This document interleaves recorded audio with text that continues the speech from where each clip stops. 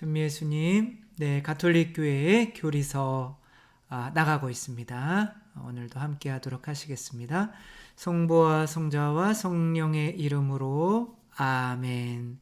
네, 지난번에는 지금은 창조주 하느님에 대해서 하고 있는데, 지난번에는 하느님께서 어떻게 창조자가 되시는가, 진화론이 어떻게 창조와 연결될 수 있는가를 함께 보았습니다. 오늘은 어떻게 우리가 하느님을 만나고 창조자를 만나고 또 어떻게 창조자 앞에서 행동하는 것이 참다운 지혜인가를 함께 보도록 하겠습니다. 지혜라고 하는 것은 창조와 굉장히 연관이 깊었어요. 그래서 구약에서 이제 지혜가 창조주 하느님과 피조물 사이에서 어떠한 창조에 협조를 하는 역할을 담당하고 있는 것으로 나와요. 그래서 잠언이나 지혜서에나 이제 그렇게 나오는데, 그래서 이제 아리우스 이단이라는 게 생겨났는데, 아리우스 이단은 뭐냐면 그 지혜가 곧 예수 그리스도인데, 창조에 협력하신 예수 그리스도인데, 바울 사도가 그러죠. 말씀을 통하여 생겨나지 않은 것은 없다. 그러니까 이 말씀이신 그리스도께서 창조를 하는데 하느님께 어느 정도 협조를 하셔서 그 하느님과 이 말씀을 통하여만 모든 창조가 일어난다라는 생각을 가지고 있었죠. 그래서 말씀과 구약의 지혜를 연결시킬 수밖에 없었는데, 근데 어떠한 구절이 나오냐면 이 지혜는 하느님의 첫 번째 피조물이었다, 이렇게 나와요.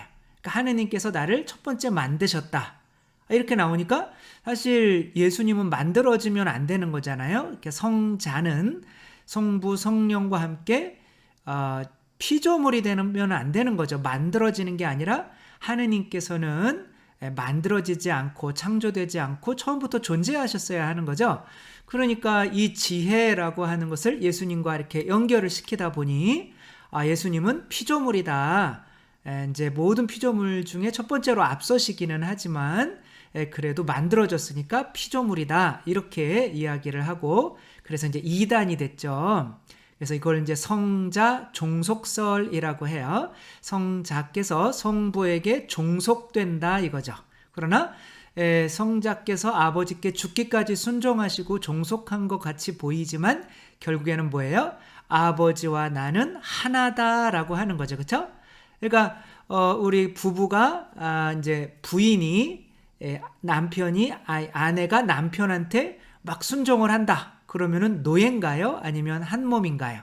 그렇게 순종을 해도 남편을 가장으로 여기고 남편은 또 아내를 사랑하고 있다면 그렇게 한 몸이 되는 거죠. 그게 한 몸이 되는 어떠한 질서를 이야기하는 건데, 여기에서 그렇게 이제 아리우스 이단이 생겨났고, 그게 초대교회에서 어마어마한 파장을 일으켰고, 그래서 첫 번째 공유회인 니케아 공유회가 이제 열려서 성자께서도 아버지와 같은 동일 본질을 지니신다. 호모우시아라는 뜻인데, 같은 신성을 지니신다 라고 해서 성자도 하느님이지 피조물이 아니다, 이렇게 끝났어요. 근데 이 지혜를 창조와 연결시키지 않을 수가 없어요. 그래서 교리서는 창조는 뭐와 뭐로 이루어지냐면 지혜와 사랑을 통해서 이루어진대요. 그러니까 그 아리우스 이단이 이야기했던 그 지혜가 그 창조와 연결을 굳이 성경은 또 시키고 있는 거죠. 이것을 우리가 어떻게 이해해야 하는지 우선적으로는 그 구절을 한번 봤으면 좋겠어요. 이게 뭐 문제가 되는 구절인데, 지혜서 이게 아마 잠언일 거예요. 잠언 8장에 나오는 건데 한번 보시겠어요? 주님께서는 그 옛날 모든 일, 이게 창조죠, 그렇죠? 모든 일을 하시기 전에 당신의 첫 작품으로 나를 지으셨다. 여기가 나가 지혜예요. 그러니까 지으셨다라고 하니까 이제 피조물처럼 되는 거잖아요. 그러면 안 되잖아요. 그래서 또 우리는 어떻게 했다고 그래요? 성부로부터 성자께서 태어나셨다, 이렇게 이야기하잖아요. 그거 이제 제네라시온이라고 하는 건데 제네라레라고 하면은 낳는 거예요.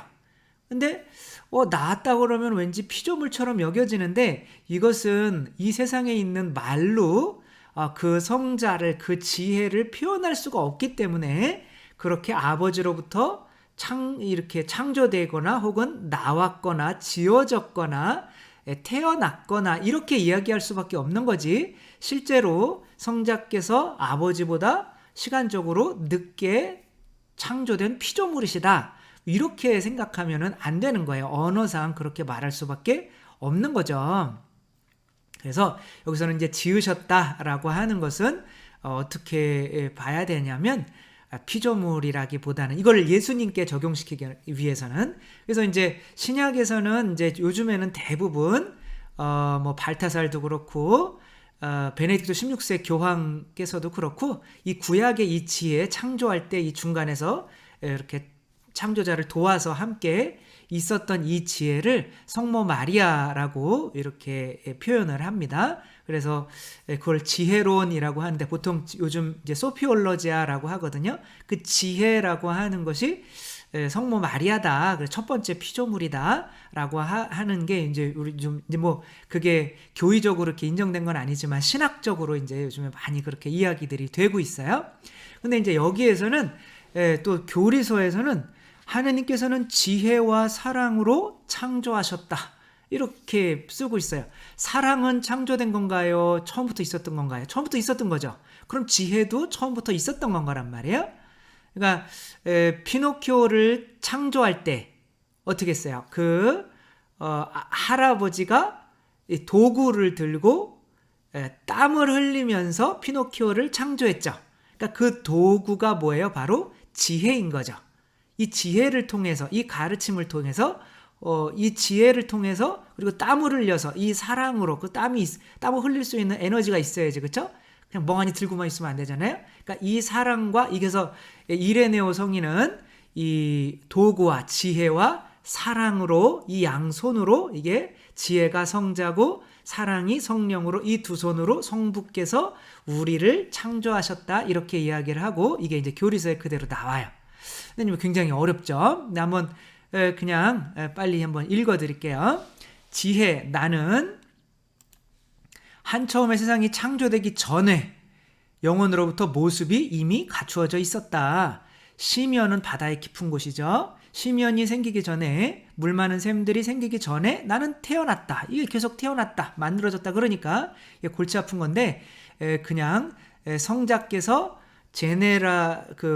성자께서 성부로부터 태어나셨다라고 그렇게 이야기할 때 그것은 우리가 얘기하는 없었던 것이 자녀처럼 태어나는 것이 아니라 이제 제네라시오네, 뭐 어떻게 표현해야 될지 모르고 우리 이 세상의 말로는 표현할 수가 없는 거예요. 그리고 이제 제네라레라고 그런 단어는 이제 태어나다, 그런 단어는 성자에게로 쓰여지고, 이제 발출하다, 그러니까 뭐 빛이 나오는 것처럼 그렇게 발출하다, 땀이 나오는 것처럼 이렇게 밖으로 나오는 거죠. 그거를 성령으로 이제 상징을 합니다. 아무튼 그래서 시면이 생기기 전에, 그래서 산들이 자리 잡기 전에, 언덕들이 생겨나기 전에 나는 태어났다. 계속 태어났다 그러니까. 그래, 그분께서 땅과 들을 누리의 첫 흙을 만드시기 전이다. 그 세상 창조되기 전에. 그분께서 하늘을 세우실 때, 시면 위에 테두리를 정하실 때 나 거기 있었다. 그분께서 위에 구름을 굳히시고 시면의 샘들을 솟구치게 하실 때, 물이 그분의 명령을 어기지 않도록 바다에 경계를 두실 때, 그분께서 땅의 기초를 놓으실 때 나는 그분 곁에서 사랑받는 아이였다. 그러니까 자녀라는 거죠. 나는 날마다 그분께 즐거움이었고 언제나 그분 앞에 뛰놀았다. 그래서 그분 앞에서 즐거움이었는데 나는 그분께서 지으신 땅 위에서 뛰놀며, 사람들은 이제 당신 덕분으로 창조된 사람들이죠. 내 기쁨으로 삼았다. 이렇게 나오고 있죠. 그러니까 지혜라는 것은 아버지로부터 나와서 창조를 하는데 도움을 준 어떤 도구인데, 그 도구는 아버지 앞에서 그렇게 창조 사업을 아버지로부터 하는 것에 보조자, 그래요. 이제 뭐 건축 용어에서는 좀 어려운 말로 시다라고 해요. 시다바리. 내가 네 시다바리가 이제 그런 거는 아니 예수님이 그러면 안 되죠. 아무튼 농담을 막 하면 안 되는데 아무튼 원래 그래요. 그래서 그렇게 그 도구로 쓰이신 거죠. 그런데 그렇게 쓰이는 것에 즐거움을 느끼셨고 그렇게 나 때문에 태어난 이 사람들 때문에도 내가 기뻤다라고 하는 거예요.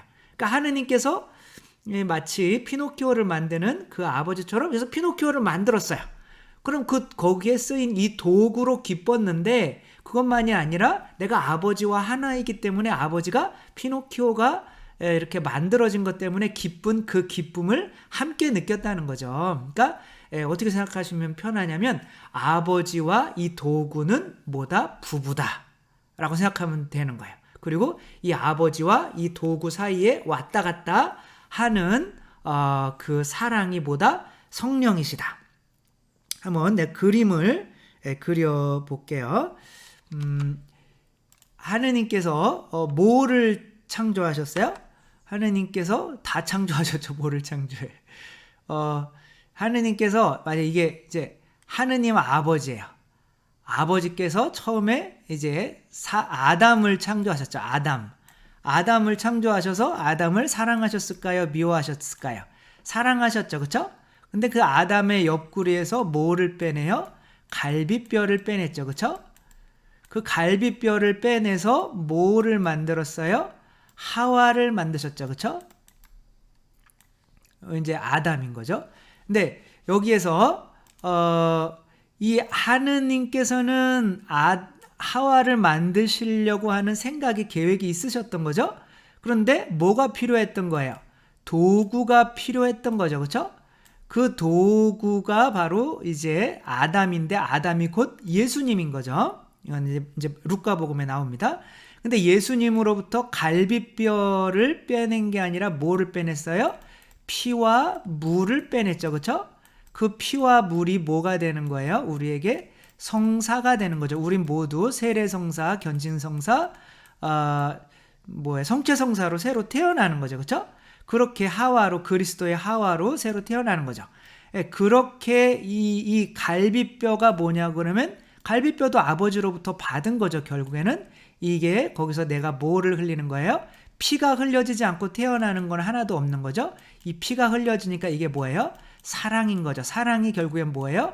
성령이신 거죠. 그러니까 이 아버지께로부터는 당신으로부터 발출하는 이 성령 그리고 그 성령을 통하여 뽑아낸 갈비뼈로 그리스도를 통하여 이 양손으로 무엇을 하신 거예요? 이 아들과 이 갈비뼈 이게 여기 안에 성령이 계신 거죠. 이것으로 하와를 이제 창조를 하시게 되신 거죠. 이렇게 창조가 일어나는데 참 쉽죠? 네. 쉽잖아요. 그렇죠? 네. 그래서 창조를 위한 이제 이렇게 이제 저기만 하면 돼요. 이제 종합만 하면 돼요. 자, 1번 한번 볼게요. 창조를 위한 필수 세 요소다. 그러면 아까 아버지와 성령과 또 뭐가 있었어요? 도구인 지혜가 있었던 거죠. 그 전에는 이제 뭐라고 그랬냐면은 은총과 진리다. 사랑이 은총이고 진리가 이제 성자다. 뭐 이런 건데 똑같은 거예요. 이제 창조자가 있으셔야 되고 그 양손에 이제 든 한 손에 든 그 도구와 또 이제 그거를 도구를 이용하게 하는 이 힘인 이제 사랑이 필요한 거죠. 그래서 그렇게 해서 태어나는 것이 이제 자녀 이게 창조인 거죠. 근데 그 창조를 하려고 하는 이유가 뭐예요? 하느님께서 창조를 하려고 하는 이유는 뭐 하기 위해서? 더 행복하기 위해서 창조하시는 걸까요? 약간 그렇게 말하면 문제가 있어요. 그러면은 창조하기 전에는 하느님이 덜 행복하셨나? 이런 게 있죠. 그렇죠? 하느님은 우리를 창조하시기 이전에도 완벽한 행복을 누리셔야 돼요. 그러니까 부부는 어떻게 되는 거예요? 부부끼리 사는 게 완전히 행복하지 않아서 자녀를 낳는 건가요? 아닌 거죠. 그렇죠? 그러니까 부부끼리 행복하다 보니까 그 본성상 자녀가 태어나게 되는 거죠. 근데 우리는 억지로 막 피임을 하고 막 하니까 그렇지, 행복하면 서로 일치하고 사랑하게 되고 그러면 자녀가 탄생하게 되고 또 그러면 그것 때문에 기쁜 거죠. 자녀가 탄생하는 거를 보고. 그리고 근데 이제 그것은 부부가 우리는 자녀를 낳을 수 있는 본성을 어디에서 돈 주고 사와야겠다라고 하는 게 아니라 이미 남자와 여자가 사랑하면 자녀를 낳을 수 있는 본성이 있잖아요. 그런 것처럼 하느님은 사랑이신데 그 사랑 안에 자녀를 낳을 수 있는 본성이 있고 그 자녀를 통해서 또 기쁨을 누릴 수 있는 그런 본성이 있는 거예요. 그래서 이 창조를 통해서 오는 이 창조의 기쁨은 어떠한 하느님의 어떠한 행복을 더 높여준다기보다는 그냥 그 행복까지 하느님께서는 창조의 행복까지 포함하는 그냥 본성이라고 생각하시면 될 것 같아요. 저도 뭔 소리 하는지 잘 모르겠어요. 그러니까 아무튼 그런 거죠. 그래서 피조물이 이제 창조자를 찾는다라고 하는 거는 저도 누군가에 의해서 창조된 거죠. 그럼 제가 아버지 어머니를 찾는 방법은 뭘까요? 분명히 누구가 나한테 어떠한 좋은 당신처럼 클 수 있는 가르침을 줄 것이고 진리를 줄 것이고, 그쵸? 그 다음에 저에게 은총을 주겠죠. 밥 먹을 음식을 주겠죠. 먹고 살 수 있도록, 그쵸? 그래서 양육하고 있는가. 그래서 또 교리서에는 창조자는 반드시 그 피조물들을 위해서 계속 피를 흘리고 있다. 이렇게 그걸 보존하고 길들이고 더 양육하고 하기 위해서 계속 피를 흘리고 있다라고 하는 거죠. 이 전 세상에 피조물을 위해서 신이라고 하는 모든 신들 중에서 피조물을 만든 신들 중에서 피조물들을 위해서 피 흘리는 신은 하느님밖에 안 계시죠. 하느님이 아드님을 보내셔서 우리에게 은총과 진리를 충만히 주시기 위해서 십자가에서 지금도 계속 피를 흘리고 계신 거고, 이것이 하느님께서 우리의 창조자이심을 알 수 있게 하는 가장 큰 증거가 되는 거죠. 근데 창조를 정말 혼자 할 수 있을까요? 혼자는 못하는 거죠. 항상 지혜와 사랑이 필요한 거죠. 그쵸? 도협조자가 필요한 거죠. 그래서 아담도 하와가 또 모든 생명체들의 어머니가 되기 위해서는 아담의 협조자가 필요한 거죠. 그러니까 아담을 통해 하와가 창조되었다면 또 하와를 위해서 아담은 계속 또 피를 흘리고 있어야 되는 거죠. 그렇게 하와가 아담을 찾을 수가 있는 건데, 하와가 이제 뱀을 찾았던 게 문제인 거죠.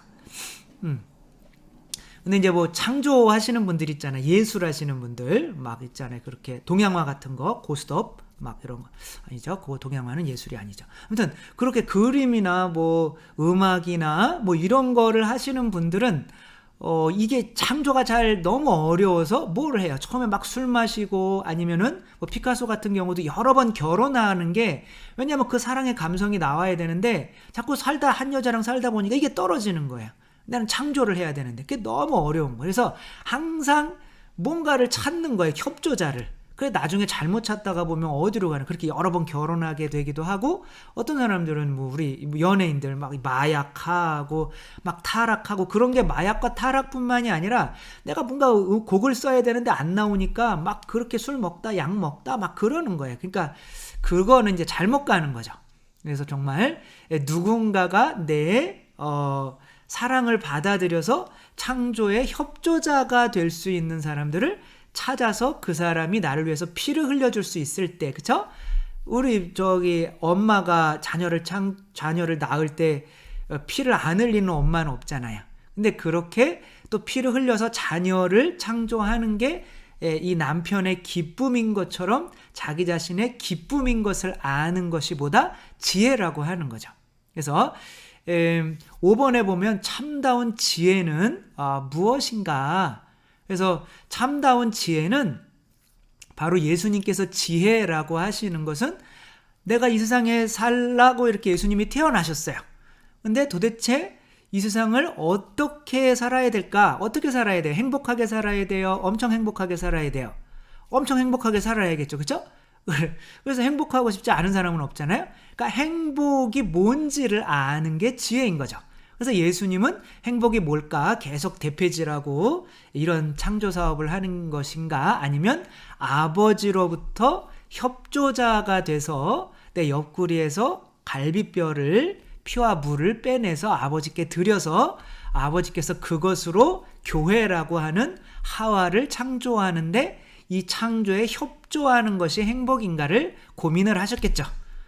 물론 뭐 예수님은 다 하셨겠지만 그렇게 하다가 아버지 이제는 제 뜻이 아니라 아버지 뜻대로 하소서라고 이제 그런 창조의 길에 바로 들어서는 결정적인 계기가 예수님이 이제 세례 받으실 때인 거죠. 30년 동안 대폐질 하시다가 이제는 3년 동안 이제 지혜로서 이렇게 살아가는 거죠. 그럼 우리도 우리의 창조자를 그러면 만났다면 우리가 그분으로부터 은총과 진리로, 즉 사랑과 지혜로 우리도 어떠한 창조의 뭐가 되겠어요? 협조자가 되었겠죠. 그렇죠? 그러니까 지혜를 받았다는 것, 그리스도로부터 그 가르침을 받았다는 것은 바로 그분처럼 할 수 있다는 거죠. 자녀들이 부모님을 만나서 부모처럼 그렇게 가르침을 받고 성장을 했다면 또 자녀들 또한 그렇게 어른이 되었다면 자녀들도 또 누군가의 자녀를 낳을 수 있는 창조자 혹은 그 창조에 협력하는 사람이 되는 것을 의미하는 거죠. 그러니까 마찬가지로 우리가 그리스도가 지혜라고 하시면 물론 그분의 지혜만큼 완전히 그 지혜를 받으신 분이 바로 성모 마리아죠. 성모 마리아께서는 지혜라는 게 이제 소피아 그러면은 여성형이에요. 그래서 이제 창조자가 남편이라고 하면 여성으로서 그분의 그분의 씨를 받아서 내가 피를 흘려서 그렇게 창조에 협력하는 그런 협조자가 되는 것을 지혜라고 하기 때문에 사실 성소피아 성당이라고 지혜를 위해 지혜에게 처음으로 바쳐진 콘스탄티노폴리스에 있는 여기 그림이 있어요. 이 성당이 이제 가장 오래된 지혜에게 바쳐진 성당이거든. 근데 사실 지혜에게 바쳐진 성당은 그리스도에게 바쳐졌다기보다는 성모님께 바쳐진 성당이야. 그래서 성모님은 어떻게 해요? 그리스도 하느님으로부터 또 참다운 이 세상에 있는 지혜이셨던 거죠. 그렇죠? 내가 이 세상에서 살아야 되는 가장 중요한 이유, 행복을 위해서 해야 되는 가장 중요한 이유는 바로 그분의 뜻을 받아들여서 그분의 아드님을 이 세상에 피조물로 창조를 하는 거죠. 그게 예수 그리스도이신 거죠. 그렇게 성모님이 지혜이시기 때문에 물론 예수 그리스도를 창조했다고 해서 이상하게 생각하지 마세요. 그렇죠? 예수 그리스도가 육체를 성모님을 통해서 창조되었기 때문에 그리스도 예수님이라고 하시는 분이 새로 태어나신 거죠. 그렇죠? 그래서 예수님이 성모님이 말씀을 낳으셨다 혹은 성자를 낳으셨다 그러면 안 되는 거죠. 말씀이나 성자는 육체를 입기 전의 상태를 의미하는 거기 때문에 성모님께서 예수님을 창조하셨다, 예수님을 낳으셨다, 혹은 그리스도를 낳으셨다라고 하는 것은 그래도 말이 되는 겁니다. 그렇게 성모님께서 어떤 창조의 중개자로 있으셨기 때문에 지혜라고 하는 거죠. 그럼 우리도 창조자를 만났다면 바로 우리도 지혜라는 게 있겠죠. 그럼 지혜가 있어서 지금 뭐를 하고 있겠어요? 바로 내가 피를 흘려서 또 다른 누군가를 창조하고 있겠죠. 그렇죠?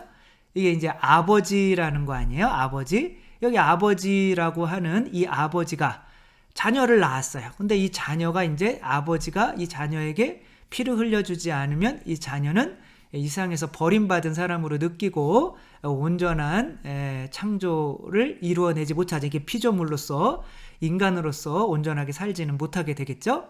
그러니까 이 자녀를 위해서 이 자녀가 원하는 대로 계속 달려주죠.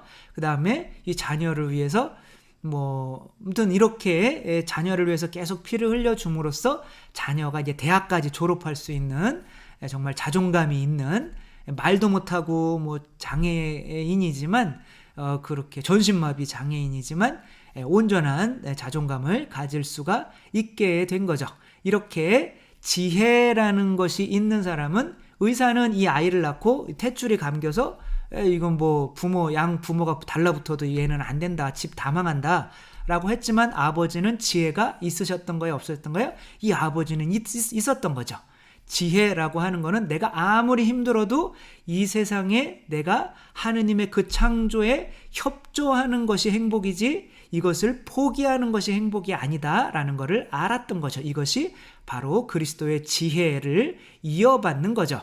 그럼 이 세상에서 참다운 창조는 무엇일까요? 바로 하느님의 자녀를 창조하기 위해서 내가 가서 복음을 전해라 라고 하는 게 뭐야라는 거예요? 바로 지혜인 거죠.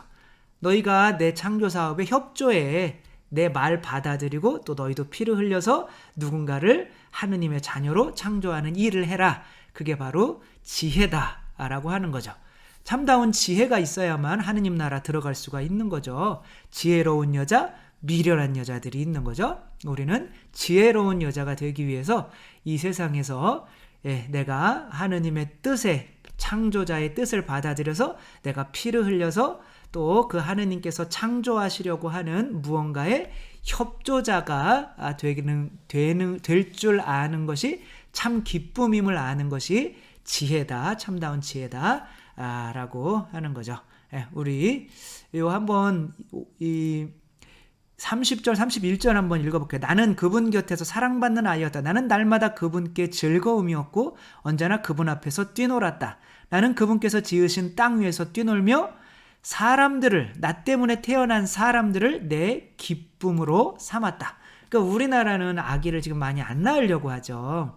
이것은 아기를 낳는 게 기쁨이 아니라 고통이라고 여기기 때문에 그런 거죠. 물론 지금 뭐 우리나라에서 아기를 낳고 키우는 게 너무너무 힘들기는 하지만 어떻게 보면 우리나라의 지혜가 많이 사라졌다라고도 할 수가 있는 거죠. 내가 이렇게 힘듦을 받아들일 수 있을 때 그래서 자녀들이 이렇게 하느님 자녀로 새로 태어나는 것을 보고 하느님이 기뻐하는 것처럼 나도 기뻐할 줄 아는 게 바로 참다운 지혜라는 거 또 생각하며 또 우리들도 하느님의 창조 사업에 협력할 수 있는 그런 또 다른 창조의 협조자들이 되었으면 좋겠습니다. 주님께서 여러분과 함께